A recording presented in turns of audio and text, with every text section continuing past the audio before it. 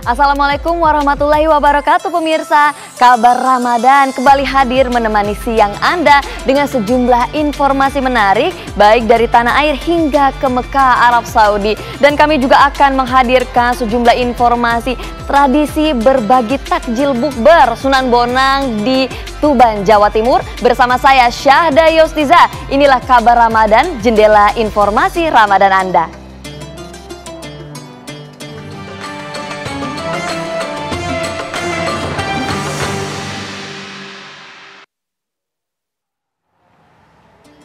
Pemirsa, Masjid Suciati Saliman di Sleman, Yogyakarta menyediakan ratusan porsi sahur gratis selama bulan Ramadan. Tahun ini masjid yang bentuknya terinspirasi Masjid Nabawi itu menyediakan sebanyak 200 porsi sahur setiap hari. Tak heran setiap menjelang waktu sahur, Masjid Suciati selalu dipadati ratusan orang. Warga yang datang kebanyakan dari kalangan mahasiswa, ojek online, hingga pekerja shift malam. Mereka biasanya tinggal tak jauh dari lokasi masjid di Jalan Gito Gati, Sleman.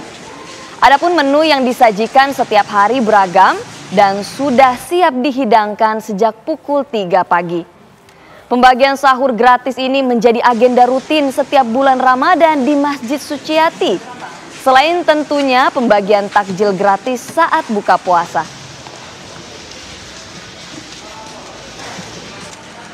Yang pakai itu yang nasi pakai paket itu. Pemirsa, masjid pada umumnya dibangun di atas permukaan tanah.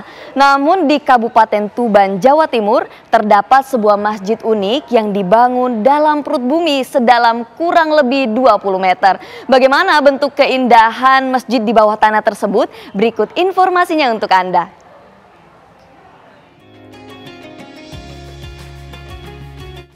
Masjid Ashabul Kahfi atau dikenal dengan Masjid Perut Bumi merupakan tempat ibadah yang unik karena terletak di bawah tanah sedalam kurang lebih 20 meter. Karena keunikannya, masjid yang berlokasi di Gedong Gombo, Kecamatan Semanding, Kabupaten Tuban, Jawa Timur ini menjadi destinasi wisata religi. Pembangunan masjid diprakasai oleh pemimpin Pondok Pesantren Ashabul Kahfi, Kiai Haji Subhan. Perut bumi atau goa dulu berfungsi sebagai tempat pembuangan sampah masyarakat sekitar. Melihat kondisi yang tak terurus, lalu muncul ide untuk memanfaatkannya. Masjid mulai dibangun secara bertahap pada tahun 2002. Sampah yang nutupi gua kita bersihkan selama 18 bulan untuk membersihkan sampahnya aja. Alhamdulillah sedikit demi sedikit akhirnya terbentuklah masjid di bawah tanah. Nah, proses pengerjaannya mulai tahun 2002 sampai sekarang belum selesai karena ini gua ini luasnya 2 hektar lebih. Nah, 2 hektar lebih itu baru sebagian yang kita kerjakan, belum semuanya kita kerjakan. Stalaktit yang menggantung di langit-langit juga menjadi hiasan masjid. Dengan penyinaran lampu yang temaram, suasana masjid menjadi lebih menakjubkan. Masjid juga memiliki 15 pilar dari batu marmer. Dinding dalam gua masih menggunakan batuan asli dengan hiasan seperti kaligrafi.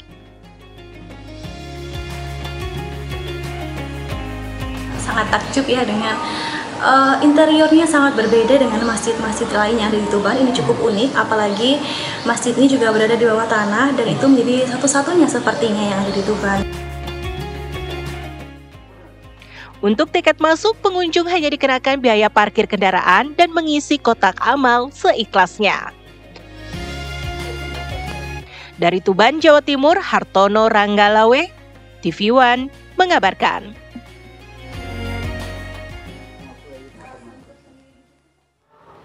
Pemirsa, bubur suruh atau bubur Sunan Bonang menjadi menu takjil yang ditunggu-tunggu oleh warga di sekitar makam Sunan Bonang. Pembagian takjil bubur Sunan Bonang dilakukan setiap tahun selama bulan Ramadan dan berlangsung sejak puluhan bahkan ratusan tahun.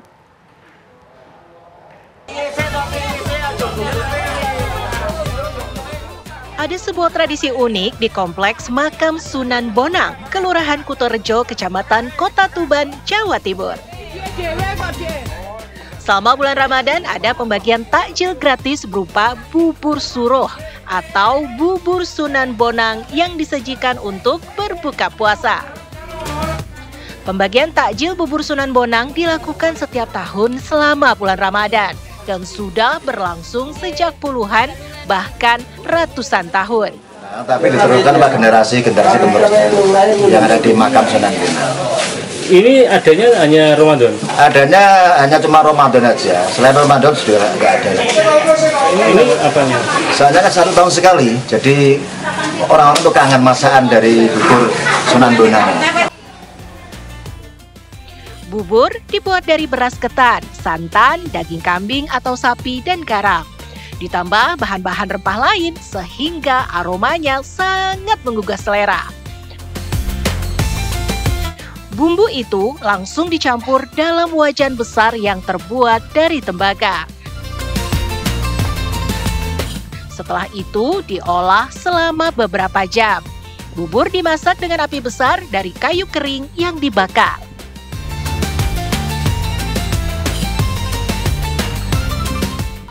Sejak azan Ashar berkumandang, warga sudah berkumpul dan membawa wadah dari rumah masing-masing. Mereka menunggu bubur yang dibuat selesai. Ramadan? Setiap Ramadan. Rasanya gimana, Bu? Rasanya ya enak, ada rempah-rempahnya, ada bumbu gulainya. Terus dagingnya daging apa itu? Dagingnya daging. Berarti tiap Ramadan ke sini, Bu, ya? Tiap Ramadan 1 bulan. Penuh ke sini ya? Ini nanti untuk apa? Bubur Sunan Bonang memiliki rasa khas gurih. Aroma rempah-rempah dan daging sapi atau kambingnya sangat terasa. Banyaknya jumlah warga membuat bubur yang disediakan habis hanya dalam waktu kurang dari 15 menit. Dari Tuban, Jawa Timur, Hartono Ranggalawe, TV One mengabarkan. Gerakan Ekonomi dan Budaya Gebu Minang menggelar acara silaturahmi dan buka bersama bertajuk Kembali ke Surau. Acara ini juga menandai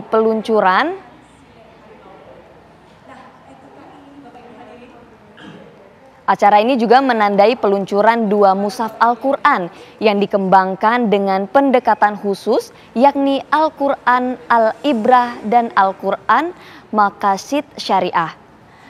Peluncuran dua mushaf Al-Quran dihadiri Menteri Agama Kiai Haji Nasaruddin Umar dan Menteri Koordinator Bidang Hukum, Hak Asasi Manusia, Imigrasi, dan Permasyarakatan Indonesia, yakni Yusril Ihza Mahendra. Wakil Gubernur Jakarta Rano Karno dan tokoh Minang Emil Salim juga turut hadir di acara yang dihadiri ratusan orang tersebut. Ini dia proses penyerahan Al-Quran Maqasid Syariah dan Al-Quran. Mushaf Al-Quran Maqasid Syariah adalah mushaf pertama di Asia dan Afrika yang membahas tentang tema-tema ekonomi dan keuangan syariah yang di dalamnya dilengkapi Fatwa Dewan Syariah Nasional Majelis Ulama Indonesia dan kaidah-kaidah fikih tentang ekonomi. Pemirsa, informasi dari Tanah Suci akan hadir sesaat lagi. Jangan kemana-mana.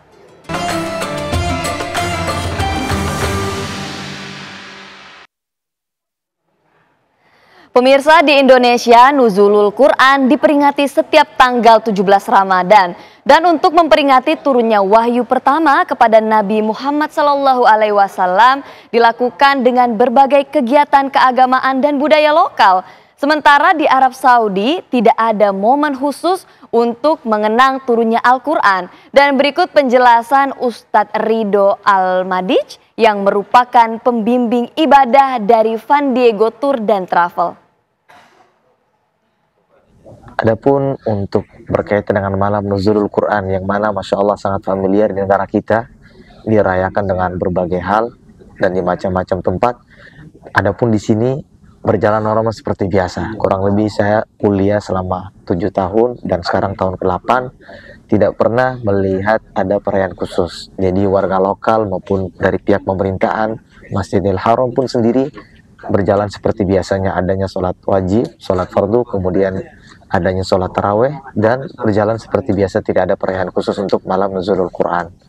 Adapun berkaitan dengan lokasi di Goa Hiro, sama persis juga dengan di daerah Masjidil Haram dan sekitarnya, tidak ada perayaan khusus, terutama bagi pemerintahan maupun orang lokal. Mungkin seperti biasa hanya ada yang naik ke atas, mungkin bertadabur, karena dalam riwayat dikatakan Nabi SAW tatkala turun dari Goa Hiro, setelah turun wahyu pertama, beliau sudah tidak pernah naik lagi ke atas. Adapun kalau kita ke atas, sekedar mengambil ibro bagaimana perjuangan beliau sehingga turunnya wahyu, tidak masalah. Maka di Goa Hiro juga sama. Jemaah terus berdatangan ke Masjidil Haram Mekah, Arab Saudi. Jalanan menuju Masjidil Haram dipadati jemaah yang berjalan kaki. Jemaah datang untuk melakukan umroh di Masjidil Haram atau sekedar berbuka puasa dan beribadah di area Masjidil Haram. Jumlah jemaah diperkirakan akan terus bertambah dan mencapai puncaknya pada 10 hari terakhir bulan Ramadan.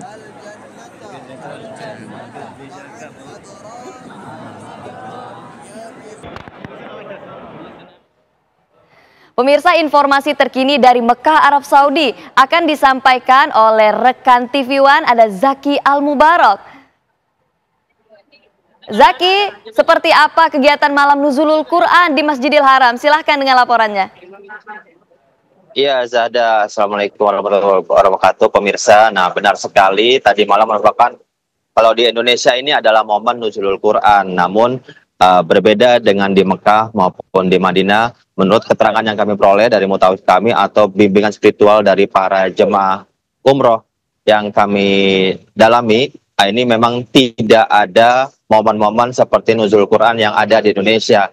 Di mana di Indonesia biasanya kita bermunajat, melakukan tadabbur, tadarus, hingga dimungkinkan untuk khatam Al-Quran. Karena pada saat itu, pada 17 Ramadan 1400 kala itu, Nabi Muhammad mendapatkan wahyu pertama kali yang langsung diturunkan pada malaikat Jibril, di mana saat itu Nabi berusia 40 tahun. Nah, ini adalah wahyu pertama kali yang disampaikan melalui surat Al-Alaq, ada 5 ayat saat itu. Nah, tapi kondisi tidak sama ini terjadi dibandingkan dengan Indonesia, ini tidak sama di Mekah maupun di Madinah, di mana mereka tidak ada melakukan perayaan ataupun peringatan tentang turunnya wahyu pertama kali ini.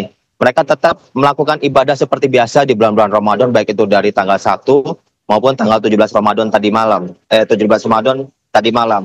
Namun semuanya berjalan seperti biasa, seperti melakukan sholat wajib, kemudian dilanjutkan dengan sholat tarawih. Kemudian mereka pulang, dan ada sebagian lagi jemaah yang tetap bertahan di masjid untuk membaca Al-Quran dan lain sebagainya. Namun untuk spesial perayaan khusus nuzulul Quran ini tidak ada. Nah, ini kami sempat berbicara, menanyakan ke beberapa mutawif, tapi memang itu ternyata beda sekali dengan Indonesia, di mana kita melakukan perayaan itu dengan secara baik dan besar-besaran. Nah, itu saja, Sada. Baik, terima kasih. Tidak ada perayaan khusus di Arab Saudi mengenai nuzulul Quran. Terima kasih Zaki Al-Mubarak melaporkan langsung dari Mekah. Ya pemirsa, setiap tahun selama bulan suci Ramadan, warga Libya berkumpul di berbagai kota di Libya untuk menyiapkan dan berbagi bazin, salah satu hidangan khas favorit. Informasi selengkapnya usai jeda.